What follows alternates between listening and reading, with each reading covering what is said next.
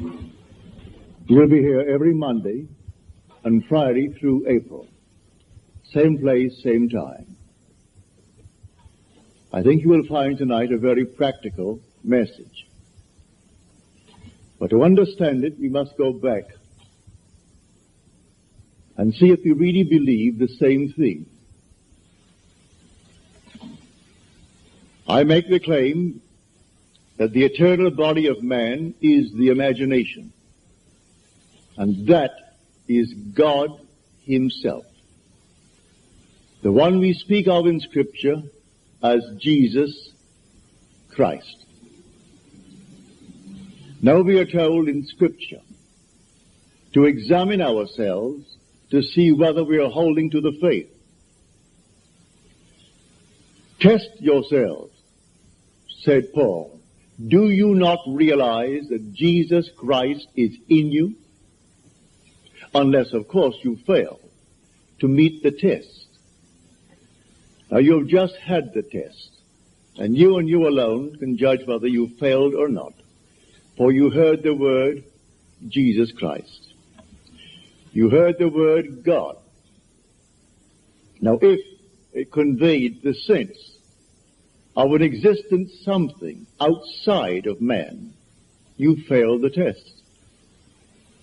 If when you hear the word God, or the word Jesus, or the word Christ, the word Lord, and the mind jumps to something outside of you, outside of man, you failed the test. Now we are told, by him all things were made, and without him was not anything made that was made. And that, I tell you, is your own wonderful human imagination. That what is now proved in the world was once only imagined. But this is the greatest of all secrets, the secret of imagining. Something that you and I and everyone in the world should strive to understand. For the secret of imagining is the greatest of all problems, to the solution of which everyone should aspire. For supreme power, supreme wisdom, supreme delight lies in the solution of this mystery. When you actually discover it, you discover God. You're finding the creative power of the universe. And when you find him, he is your own wonderful human imagination. We can only really scratch the surface of this mystery. One, imagination, it seems, will do little for our wish until we have imagined the wish fulfilled. As Shakespeare said, it hath been taught us from the primal state that that which is was wished until it were. So you and I want something, and we define our objective, how to realize it. If this power is within us, then we are the operant power. We do not seek anyone on the outside. It's simply within us. Well, how do I operate it? If I could put it in this simple little frame, the subjective appropriation of the objective hope is the way to success.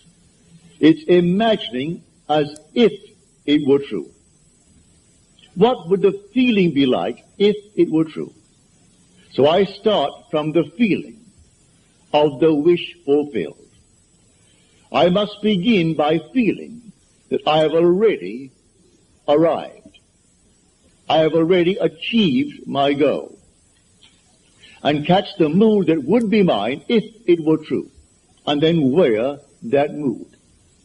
If I wear that mood as if it were true, I'll realize it in my world. A friend of mine who was here tonight, she thought that she had failed this past November in her visit to Pittsburgh.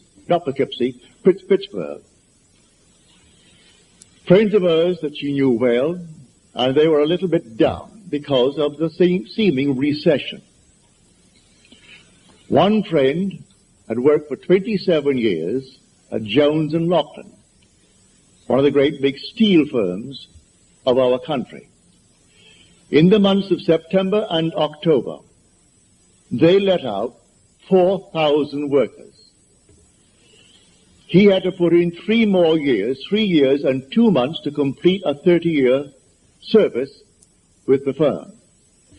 After 30 years, he could retire at a very good, I would say, retirement fund. But he also had 6 more years to go for his Social Security. And they let out 4,000. And then it was rumored in the plant that they're going to close that plant. She reminded him of the use of imagination, which he had used with him successfully in her previous visit to Pittsburgh. Well, he laughed it off. Those things would have happened anyway. She reminded him of 6 distinct requests on his part that he thought he could not realize. Every one came to pass, as she reminded him. And then she took a vision of mine and explained it to him. She said, you know what I told you the last time? That Neville had a vision. Well, the Bible tells us that the depths of our own being speaks to us through the medium of dreams and vision. So here in this dream of mine, call it a dream if you will, it was just as real as this, I was taken in spirit into an enormous mansion. And here 3 generations were present, but one was invisible, and that was the grandfather.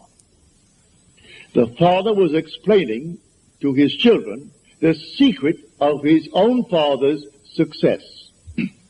So there was the grandfather now departed from the world, leaving behind him an enormous fortune for the benefit of his son and then his grandchildren. And so the father said to the children, grandfather used to say, while standing on an empty lot, I remember when this was an empty lot. Then he would paint a word picture so vividly of what he intended to do with that empty lot, that it ceased to be an empty lot, and you saw the structure that he intended to build.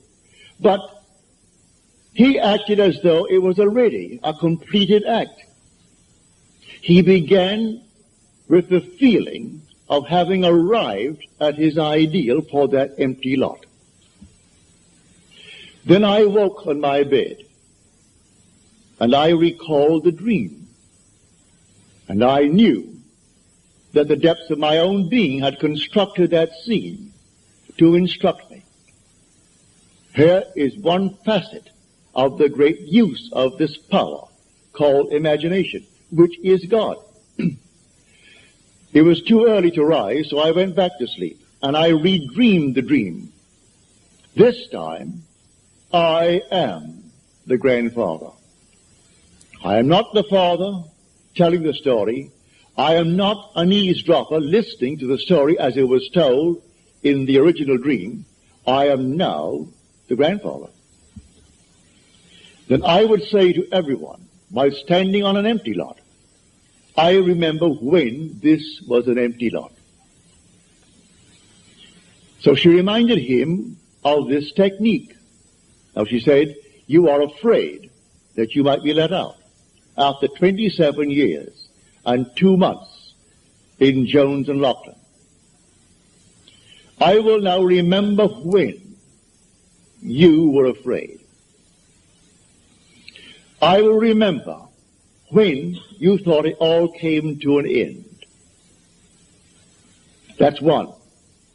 He said 2 years ago, I was interviewed. And I thought it a very good interview. But after 2 years, it has never appeared in the trade paper. And I wondered, what have they done with it? Have they simply forgotten it, mislaid it, or deliberately not used it? She said, I will read that magazine. And I'll be lifted up by it. It's humorously written, as you tell me. Well, I will take that book right now in my hand, that magazine, and I will read it. All about you. She went into 2 or 3 others. Then she returns. Now she's here tonight. She said, in December, I received the magazine. It's very well written and very, very humorous, all about this man. Then she said, I heard on the radio that Jones and Lachlan had decided not to close the plant, but instead to spend $13 million on the plant in modernizing. And then beginning January the 1st, to recall over 4,000 workers that they had let out. Now he is walking on air, but like all of these fellows, he will still forget it. He will still turn to a God outside of himself. This to him would have happened anyway. They would have spent the 13 million, brought back the 4,000. That thing that was found after 2 years and printed, oh, that would have happened. And man goes blindly on worshiping a false God because he does not know God. The only God is your own wonderful human imagination. The only name forever and forever that is his name is I am. So that is my name forever. So when you come to the people of Israel and they ask you what is his name, just simply say, I am. That is who I am. And by this name I shall be known throughout all generations. There is no other name. You cannot separate I am from yourself. That's your essential being. And when you say I am, you are all imagination. You cannot stick imagination on the outside and point to it. So you do not observe it as you observe the fruit of imagining. You do not observe imagination as you do objects in space, because you are the reality that is called imagination. This is what we teach here night after night. Now you can test it. What would the feeling be like if it were true that I am now the man that I would like to be? What would the feeling be like? Catch the mood. For the mood determines the fortunes of people rather than the fortunes determine the mood. Man puts it just the opposite. If I had $1 million, he said, oh, I would feel so good. Now, feel as you would if you had it. Catch the mood, and the mood will create that objective hope, if that is your hope. What would the feeling be like if you are now the person you want to be? Well, catch that mood, and wear that mood as you would a suit of clothes. And that mood will actually create an objective state that reflects that mood. That's what she did. She put herself into a mood, actually feeling that she was reading a story of her friend.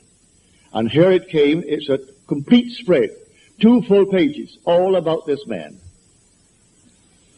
And then a little news bulletin on the radio.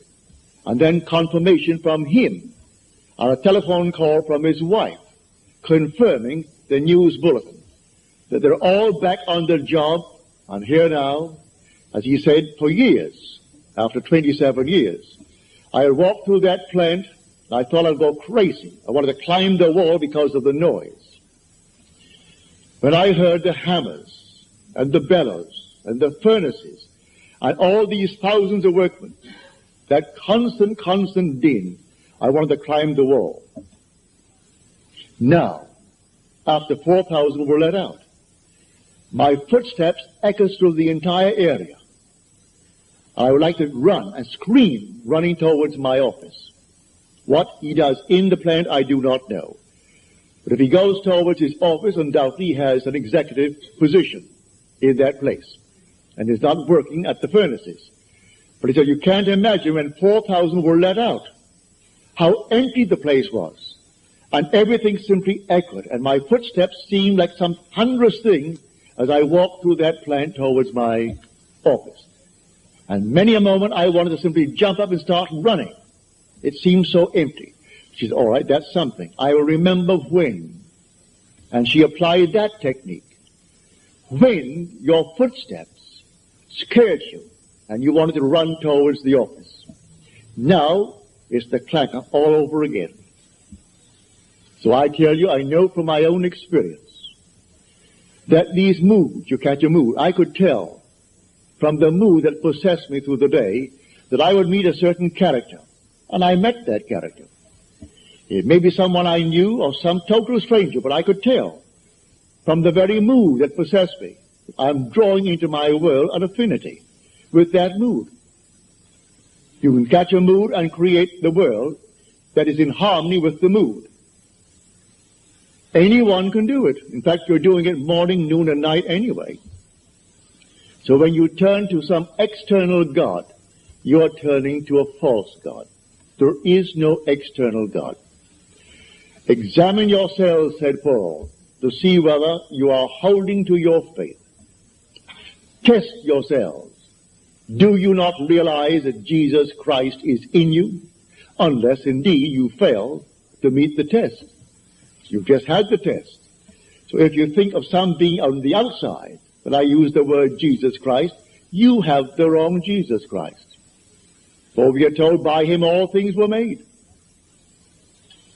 And without him was not anything made that is made. Look into the room. All this was once only imagined. The suits you wear, the dresses you wear, the hats you wear, everything here, the building, was once only conceived in the human imagination and then executed. And if all things were made by him, well, then I must come down to find out who he is. Well, I can't go beyond my own imagination. I know exactly what I imagined. I see the results. So I go back. All things made by him, yes, good, bad, and indifferent. He waits on me just as quickly and just as indifferently when the will in me is evil as when it is good. Is that in Scripture? You'll find it in Scripture. Read it in the book of Deuteronomy. I kill. I make alive. I wound. I heal. And none can deliver out of my hands. I am the Lord. Read it. Read that in the 32nd chapter of the book of Deuteronomy. There is no other God. I am the Lord your God, and besides me there is no other God. I am is that God. As we are told in the 46th Psalm, be still and know that I am God. A man will not believe it, and yet he has evidence morning, noon, and night that his own wonderful creative power, which is his own wonderful human imagination, is producing the phenomena of life. He sees it all around him, but he shuns it away. It's easier for him to genuflect before some little thing made by the human hand. So he put him on the wall and cross himself for luck. I think, oh, that's it. That's good. Now I've done my duty today.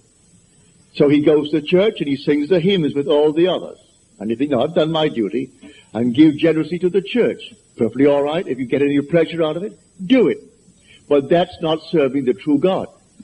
If you want a social gathering, certainly go to church. Go to the coffee breaks following the service and ask 1% of those who come out of service, what was the text today?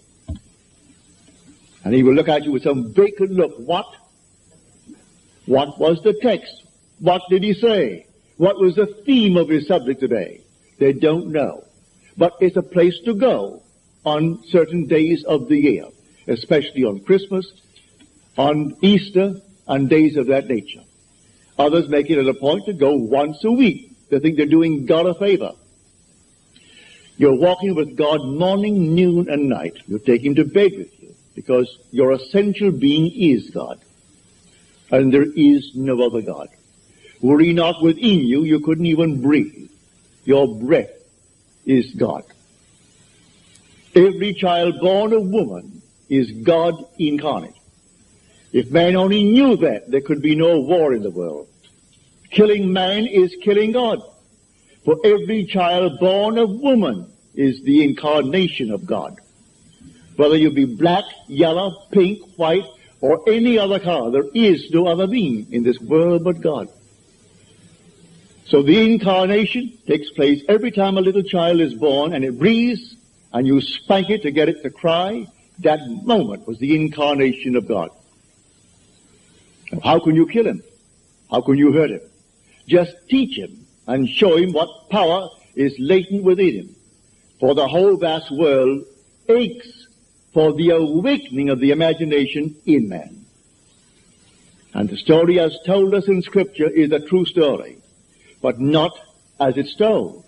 The day will come you'll actually find yourself reenacting the entire drama as told us in the Gospel. And you will know it in the first person singular present tense experience. And then you'll know who he is. He comes to us as one unknown, yet one who in the most wonderful, mysterious manner lets man experience who he is. And when you experience who he is, it's all about you. It's not about another.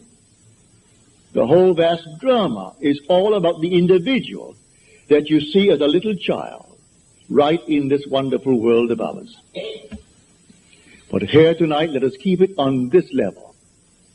And on this level tonight, when you dream of some wonderful objective in this world that is not yet realized, realize who the dreamer is. And the dreamer is God. And by dreamer, I mean your own wonderful imagination now. A daydream. That's God. That's God in action. Now, do not let your reason and your senses dictate what is possible. All things are possible to God. So suspend for a moment your reason. Suspend the senses that are dictating what you must accept. For their demanding of you, accept the facts of life. All right? If you could accept the facts of life and let reason dictate it, you'll never go beyond where you are.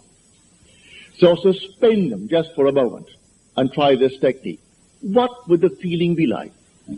How would I feel if it were true that I am already the man that I would like to be? And if I am, how would I see my friends and how would they see me? It's all within us. So let my wonderful human imagination see them as they would have to see me if it were true. Bring them into my mind's eye and let them see me. And let them talk to me. And let them congratulate me on my good fortune. And don't duck. Accept the congratulations of your friends. If they really mean it. Actually play the part all within yourself. And then believe it 100%. As we are told in John's letter, the 5th chapter of his first epistle. If we believe that he hears us in all that we ask of him, then we know that we have obtained the request made of him. Well, if you get the right God, you have no doubts in your mind as to whether he heard you or not. For you know you heard it, and that's God. But if you're not quite sure that he heard it, because there are 3 billion talking to him, begging, well, then you may be not quite sure that he heard you.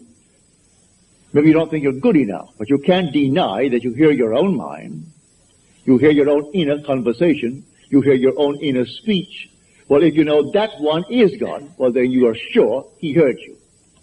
Now you are told in that 5th chapter, the 15th verse of first epistle of John, if we know that he hears us in all that we ask of him, then we know that we have already obtained the request made of him. Well, all right. There's an interval between that imaginal act and its fulfillment, as there is between the creative act of a man and the birth of that child. Every little thing has an interval of time between the act and its fulfillment. A horse will take 12 months. A woman takes 9 months. The little sheep will take 5 months. A chicken will take 21 days. There are intervals of time. So the Bible teaches every vision has its own appointed hour. It ripens. It will flower. If it be late, then wait, for it is sure, and it will not be late. Different intervals of time. So it may take thee a longer time. In this case with this man, 2 months to bring back 4,000 who were unemployed. To put his mind at rest that he doesn't have now to feel that he's going to be fired. He can put in now the extra time. Only a little while, 3 years and 2 months will complete his 30 years with Jones and Lachlan. And then, what's a man of his age? 6 more years, and then Social Security. So he'd have both. If it happened now, he wouldn't have it. He would be cut on Social Security, and he would be let out without a good retirement fund. So she goes back, and she reminds him that it happened before. He couldn't afford the roof for the house. And she said, I will see the roof on the house. I remember when it needed a roof. And so she told him, I recall telling you, I remember when he needed it. Well, soon after, something happened in his work. He got the money, and the roof is on. The wife wanted an organ. Couldn't afford the organ. All right. She said, I remember when you didn't have one. She has the organ. And she took one after the other. Of all these things, he's still, with all the evidence in the world, he is still working on some outside God. He thinks he's doing the wrong thing. He feels that if perchance that man is simply a devil incarnate, and he's taken me from my real God, which means something external to himself, that he fashions out of his own mind, and fashions with his hand, because all these little nonsenses that we buy, and stick them up as holy objects. First of all, no artist really ever designed them. It's an offense to speak of an artist when you see these horrible monstrosities that we buy and stick around the place and call them religious objects. So, find who he is. He is the living God. He is not a dead God. You want to read the 115th Psalm about the kind of gods that men worship. The whole psalm is devoted to the false god that the whole vast world worships. He has eyes, but he sees not. Ears, and he hears not. Feet, and he walks not. Hands, and he touches not.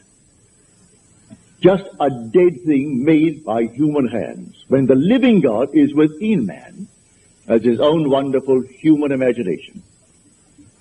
So I tell you that all that you behold, though it appears without, it is within, in your own wonderful human imagination, of which this world of mortality is but a shadow.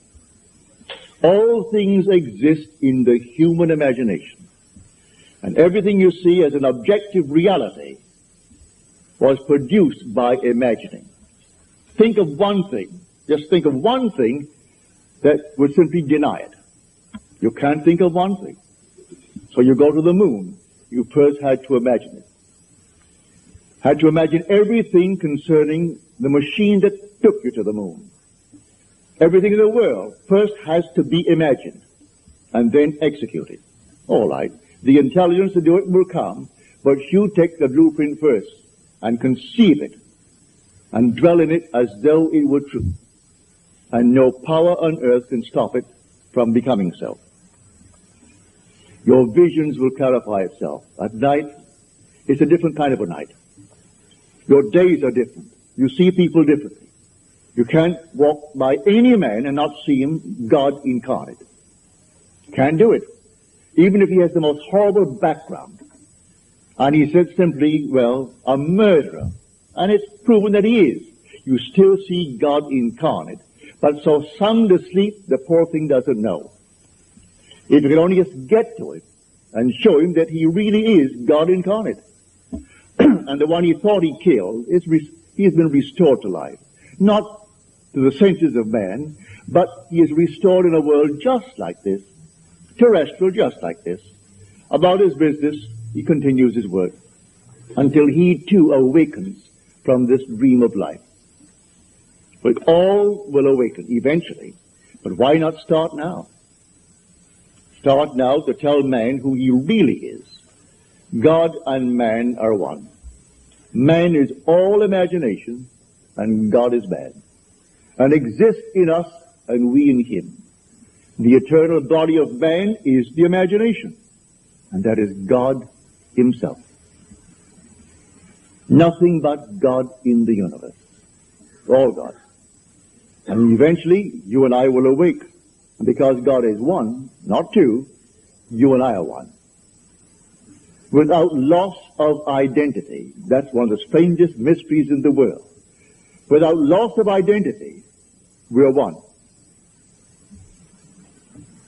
I know that from my own personal experience. We are one. And yet, I am individualized. And you are individualized. And we tend forever and forever toward ever greater and greater individualization. And yet, we are one. And I will bring that out to the best of my ability as we proceed with these series of lectures. You will hear it. But tonight, if you're here for the first time and you want something practical, you apply what I've told you. First, have an objective. You must have an objective. You can't say, well, I don't know what I want. Well, all right. Come back the next time. Ask yourself, what would I like of life? Don't be ashamed to name it. What would I like of life? Well, then, try to get some objective. Now, prayer, as far as I'm concerned, is nothing more than the subjective appropriation of the objective hope. That is the way to success. I appropriate it subjectively. How do I appropriate a state subjectively? Well, suppose now, this very moment, I wanted a ball, an ordinary baseball. But there isn't a baseball in the room, all right? But I want one. I would actually assume that I am holding a baseball in my hand until I can feel it. You think you can't feel it? Well, now try it. Try to feel what it would be like if you held a baseball. Now, to prove that you have held it, see what it feels like, the difference now, a tennis ball. See any difference? All right, a golf ball. See any difference? A piece of silk. You feel any difference? If you can distinguish between these many objects, though they are subjective, then there must exist somewhere. If you can actually separate them in your mind's eye and distinguish between these objects, I can begin to feel, begin to sense, begin to smell a rose. Well, a rose doesn't smell or doesn't actually have the odor of another flower. I can detect the rose. Now a lily, an Easter lily. I can detect that. Well, what does it do? Well, I'm going to get them. Someone will think of Neville and send him a flower. And it's going to be the flower that I'm going to actually feel and touch and smell. It works that way. Money has an odor. It's unlike any odor in the world. It's more fragrant to the miser than the most marvelous perfume in the world. He can tell it. You put a money bag to his face, and it's like putting roses to mine. He loves it. He can smell money. Can feel it. Money has a distinct feel about it. Put a $20 bill in your hand and ask you to feel it, and then put another piece of paper in your hand, and you can tell the difference. There's a difference. It is an odor to it. All this is part of the inner man, that all things are possible to him. Try it. Before you condemn it, try it. And if you have the evidence to support my claim, well, then it doesn't matter what the world will tell you. If he laughs at you, so what? So they laughed at everyone who had an idea that seemed a little bit off-center. Always laughed at him. They laughed at the idea of going to the moon. Well, now it's an accomplished fact. There are still those who won't believe it happened, you know, because they don't want to believe that it ever happened. There are those who said you couldn't go down and actually live underwater. Now we have a submarine. There are still those who won't believe it. You can present them with all the facts in the world, and they won't believe it. So I tell you, you try it first. And if it proves itself in performance, it doesn't really matter what the whole vast world thinks. Go about your Father's business, which is yourself, and then live a full and wonderful life in this world of Caesar. And the day will come, you will actually depart this world. I mean this age. Because those who are departing it now, unless they are awakened, they'll still find themselves in a world just like this. But those who have awakened, who have experienced the second birth, the birth from above, find themselves in an entirely different age, where they're all imagination. And they are perfect. And wherever they go, everything is perfect. They don't have to raise a finger to make anything perfect, because they're perfect. All things must conform to them, for they're perfect. That's heaven. So heaven is not an area, it's not a realm, it's a body. And when that body is awakened within you, which is the wonderful human imagination completely awake, then wherever you go clothed in that body that is completely awake, everything is perfect. If you found yourself in a forest of dead trees that all burst into foliage, in the desert they would all bloom like the rose, because you are there. No blind man, deaf man, no handicapped man could stand in your presence. He would be instantly transformed into a perfect man because you are perfect. That's heaven. It's harmony. So it's not a place where you're going to go, pearly streets and all that nonsense. No. It's just simply you in a world that is perfect because you are perfect. And the day will come, you will awaken that body, for it's in you now. That body is in you, but it's sound asleep. And one day you will experience the resurrection. And you'll know the mystery of the resurrection. When you rise, and you rise within yourself. For the grave in which Christ is buried, which the Lord is buried, is your own skull. That's where he is buried. And in that tomb where he is buried, one day he will awake, and he will come out of that tomb. And it's you who comes out of the tomb, and you'll know who you are. He is buried in every child in the world, this universal being, and yet one. Billions of us, and yet only one Lord. And that one Lord, in his fullness, is buried in you, individually. And when you awaken, you are he. So tonight, take a go. Make it a lovely go. Either for yourself or for another.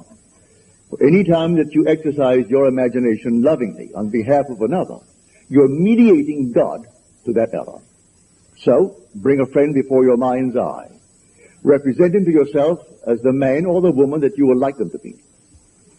And don't tell them, ask for no praise, just assume that they're talking to you and telling you the most marvelous news about themselves. And you congratulate them on that good news.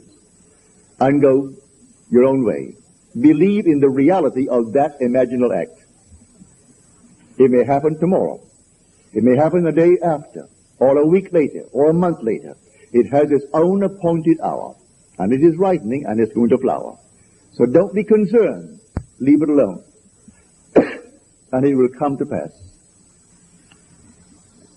So this is what I mean by feeling is the secret. I catch the mood, the feeling that would be mine if I were what I want to be. I don't have to touch something. I can if I want to. But it's the mood I'm speaking of. What would the feeling be like if she were well? If she were this? And then you catch it, just as though it is true. You always go to the end, and the end is where you begin.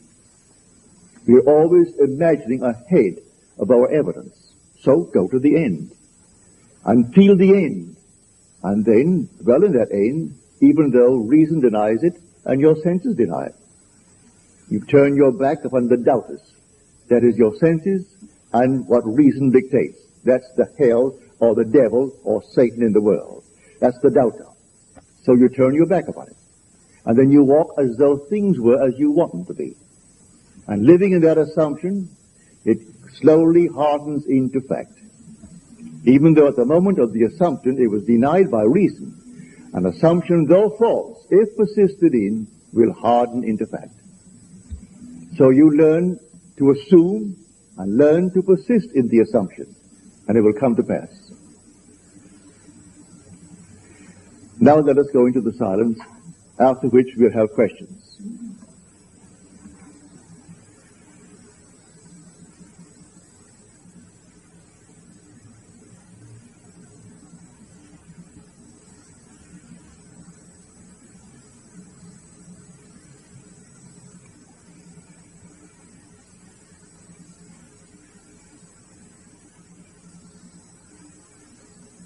Good. Well, I hope you call a good mood. It'll work. Now, are there any questions, please?